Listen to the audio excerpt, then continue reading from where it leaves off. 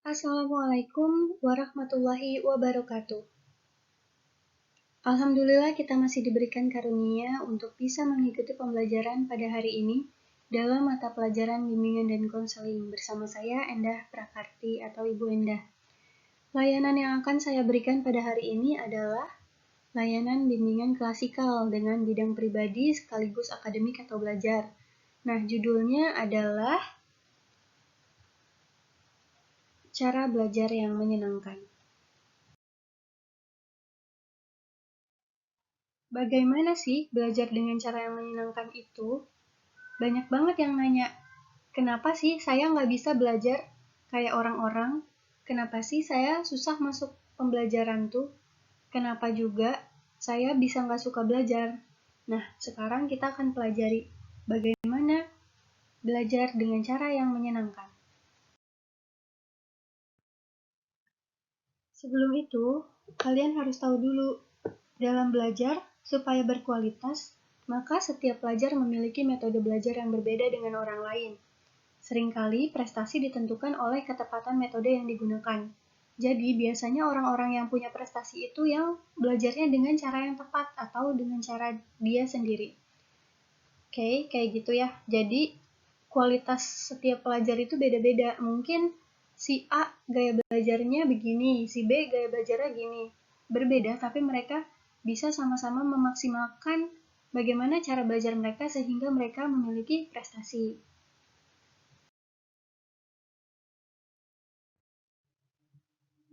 Nah, dari awal tuh kita udah ngomongin tentang gaya belajar, metode belajar. Tapi sebenarnya apa itu metode belajar?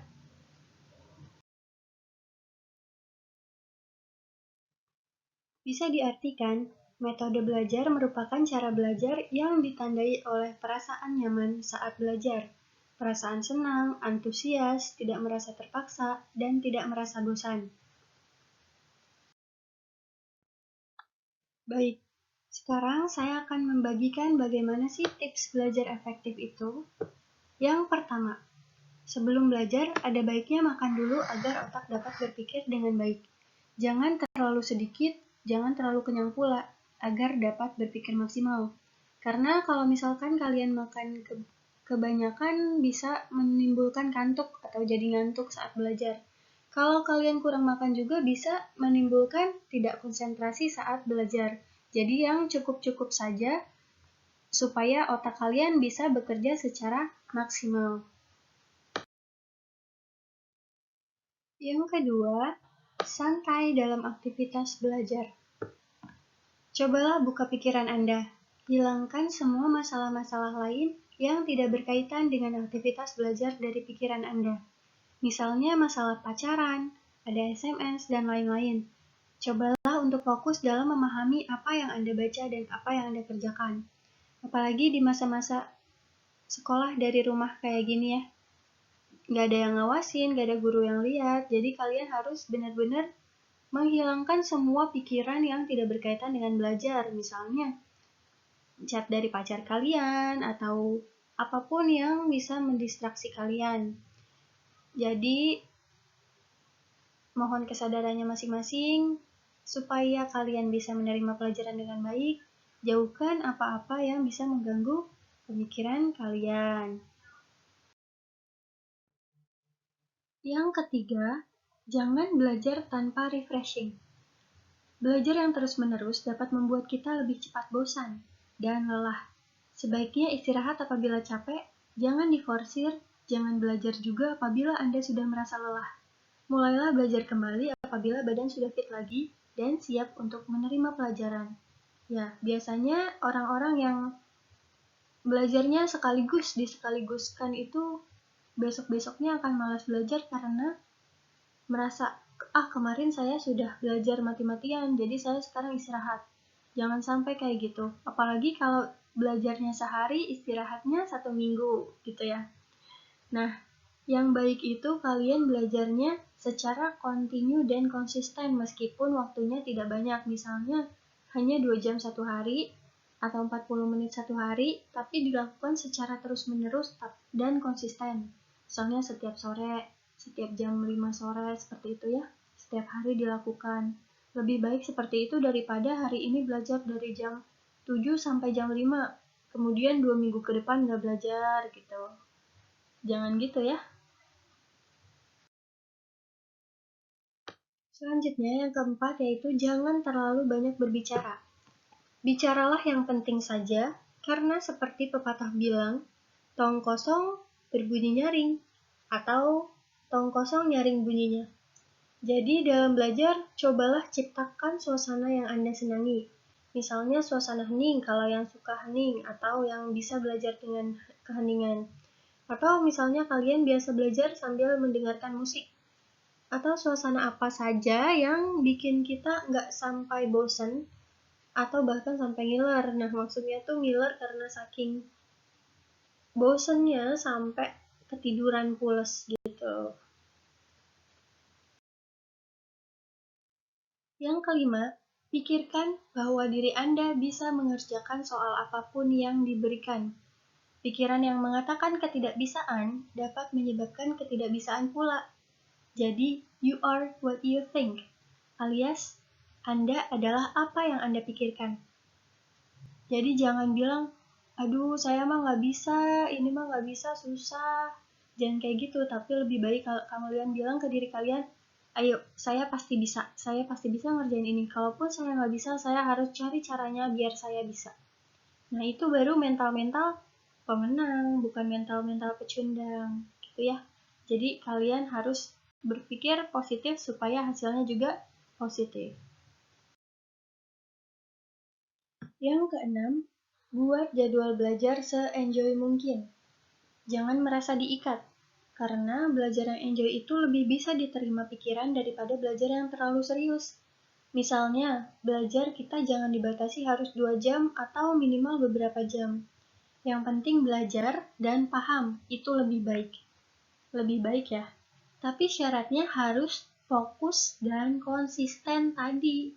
Kalau misalnya kalian udah nggak diikat, maksudnya udah nggak dibatasi harus berapa jam, terus kalian nggak fokus dan konsisten, ya jangan harap kalian bisa masuk apa yang kalian pelajari gitu. Pokoknya kuncinya kalian harus fokus dan konsisten. Yang ketujuh, cobalah banyak latihan menghadapi soal-soal, dan biasakan untuk tidak memakai kalkulator. Kalian pasti pernah mendengar pepatah yang bilang, setajam apapun pedang, kalau nggak pernah diasah, lama-lama akan tumpul. Itu benar banget. Begitu pula dengan otak manusia. Jadi, simpan kalkulator Anda di laci dan mulailah menyelami ke lautan pengerjaan soal. Ini bukan cuma matematika. Kalau matematika, usahain jangan pakai kalkulator. Kalau pelajaran lain, coba kalian hadapi soal-soalnya, jangan nyontek dulu ke buku, tapi kalian kerjakan dulu. Nah, kalau misalnya matematika nih, untuk penjumlahan, pengurangan, perkalian, pembagian, udahlah coba kalian hitung sendiri dulu. Jangan sedikit-sedikit kalkulator, sedikit-sedikit kalkulator. Kasihan otak kalian istirahat mulu, takutnya lama-lama diistirahatkan malah istirahat total. Jangan seperti itu ya. Jadi, mari kita asah otak kita sesering mungkin. Yang kedelapan, terapkan pada kenyataan yang sebenarnya. Nah, kalau ini untuk pelajaran yang nyata dan tidak abstrak. Maksudnya, cobalah memahami materi dengan membayangkan kejadian di kehidupan nyata, atau pahami dengan alat peraga yang ada di pikiranmu. Misalnya, jika Anda membayangkan tentang pelajaran fisika mengenai bola yang dilempar ke atas. Jangan Anda hanya mengingat rumus-rumusnya saja, tapi juga pahami ada apa di balik itu. Ada apa di balik apa yang dipelajari di fisika itu, gitu ya. Yang kesembilan, perhatikan apabila guru sedang menerangkan. Ketika kita fokus dan memperhatikan, kita secara tidak langsung telah belajar bertahap. Dan apabila belum jelas, jangan pernah takut untuk bertanya. Karena guru itu akan senang apabila kalian bertanya jika kalian tidak mengerti. Tapi harus diperhatikan etika-etika dalam bertanyanya.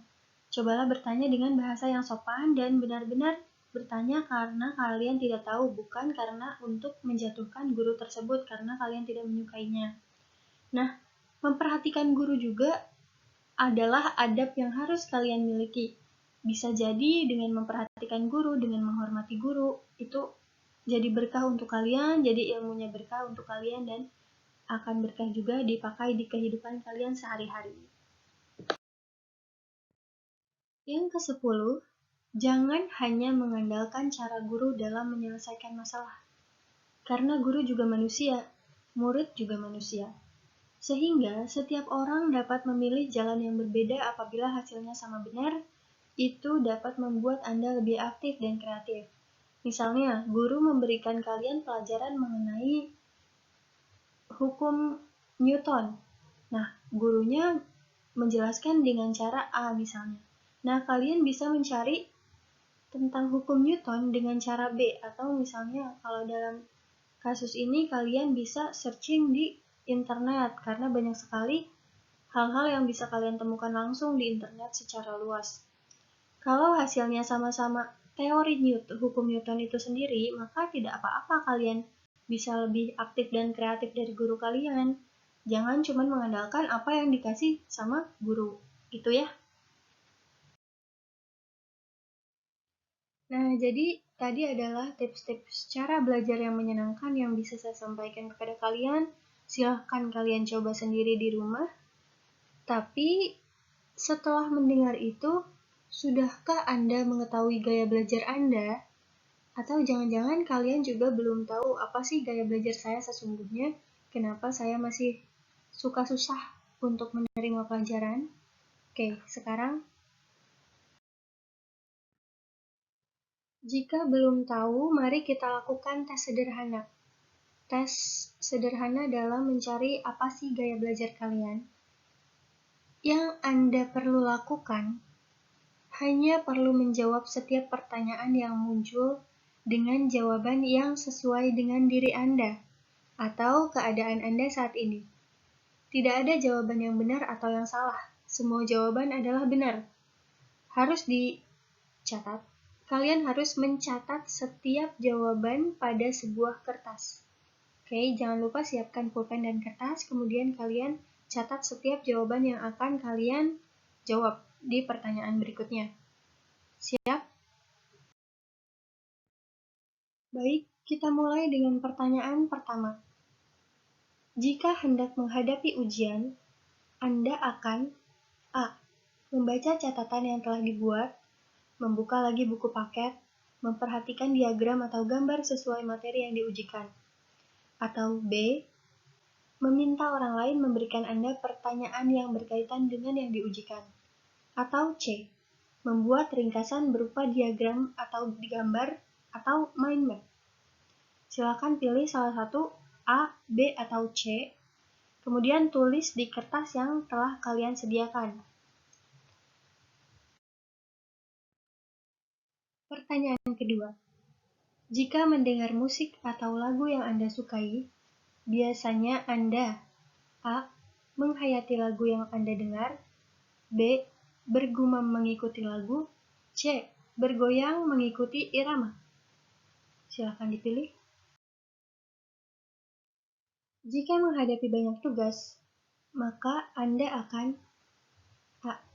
Membuat daftar tugas dan menentukan prioritas mana yang akan dilakukan terlebih dahulu. B. Membicarakannya dengan orang lain apa yang sebaiknya dilakukan. Atau C. Membuat daftar tugas dan kemudian menuliskan cara-cara menyelesaikan tugas. Silakan dipilih A, B, atau C. Pertanyaan keempat. Apa bacaan favorit Anda? A. Komik atau buku cerita dengan banyak gambar. B. Buku-buku misteri dengan banyak percakapan. C. Buku apa saja yang menarik hati, terutama jika isi buku itu adalah jawaban dari pertanyaan-pertanyaan yang Anda cari. Silahkan dijawab A, B, atau C. Pertanyaan selanjutnya, mobil remote kesayangan rusak. Maka Anda akan A. Membaca buku petunjuk untuk memperbaiki. B. Mendatangi orang lain untuk meminta tolong memperbaiki bersama-sama. Atau C. Membongkarnya dan berusaha memperbaikinya sendiri. Silakan dipilih A, B, atau C lalu ditulis, jangan lupa. Pertanyaan ke-6. Jika Anda ke sebuah tempat permainan baru, maka Anda akan A. Melihat-lihat ke sekeliling terlebih dahulu, mengamati petunjuk permainan dan barulah Anda memilih permainan. B. Bertanya kepada salah satu petugas penjaga dan memintanya memberikan saran permainan yang paling asik untuk dimainkan pertama kali. C. Langsung bermain atau memainkan apapun yang Anda ingin mainkan. Pertanyaan ke-7. Kegiatan ekstrakurikuler apa yang paling Anda sukai? A. Menggambar, membuat prakarya. B. Musik. C. Olahraga. 8. Apa reaksi Anda saat Anda bahagia?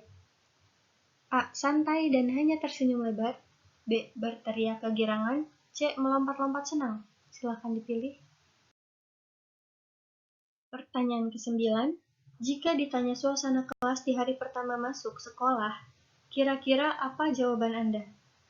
A. Menggambarkan apa saja yang ada di kelas, berapa orang yang ada, namun tidak dapat menyebutkan nama seseorang yang baru duduk di sebelah Anda. B. Anda dapat menggambarkan suasana dengan baik, namun ceritanya berfokus pada siapa saja teman baru Anda. Yang C. Hanya bercerita keadaan dan diri Anda saja. Dipilih Anda tipe yang mana?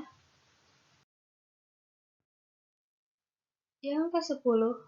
Anda akan menceritakan pengalaman liburan Anda dengan cara A. Menuliskan dengan lengkap dan detail. B. Berkata langsung bercerita saja ya Bu. C.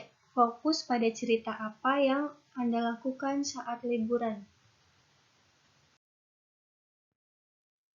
11. Hal apakah yang paling dapat mengganggu konsentrasi Anda? A. Gambar atau apa saja yang melintas di depan Anda. B. Aneka suara. C. Perasaan seperti lapar, haus, cemas, dan sebagainya. Silakan dipilih dan ditulis. Ya, itulah pertanyaan-pertanyaannya. Jika sudah selesai, silakan hitunglah setiap jawaban yang Anda miliki. Berapa kali Anda memilih jawaban A, B, atau C? Coba dihitung. Jika Anda lebih banyak memilih jawaban A, artinya Anda memiliki gaya belajar visual. Jika Anda lebih banyak memilih jawaban B, artinya Anda memiliki gaya belajar auditori. Jika Anda lebih banyak memilih jawaban C, artinya Anda memiliki gaya belajar kinestetik. Apa itu gaya belajar visual, auditori, kinestetik? Silahkan dicari sendiri ya. Ini PR untuk kalian. Ada hal yang perlu kalian ingat. Anda mungkin bisa saja memiliki tidak hanya satu gaya belajar. Bisa saja terjadi kemungkinan Anda memiliki jumlah jawaban yang sama antara jawaban satu dengan yang lainnya. Misalnya, jumlah jawaban A dengan jawaban C yang Anda miliki sama-sama 4. Itu tidak masalah. Jika terjadi demikian, artinya Anda memiliki gaya belajar kombinasi visual kinestetik. Seperti itu. Baik, untuk itu sudah jelas ya? Jadi setelah pembahasan kita hari ini dan tes yang Anda lakukan tadi, apa gaya belajar Anda? Sudah tahu kan apa gaya belajar Anda? Nah, tugas Anda adalah mencari apa itu gaya belajar auditori, visual, kinestetik, dan gaya belajar kombinasi yang Anda miliki. Baik, sekian saja pembelajaran kita hari ini. Semoga kita diberikan umur panjang untuk bisa bertemu dalam pembelajaran berikutnya. Semoga kita sehat selalu. Terima kasih. Wassalamualaikum warahmatullahi wabarakatuh.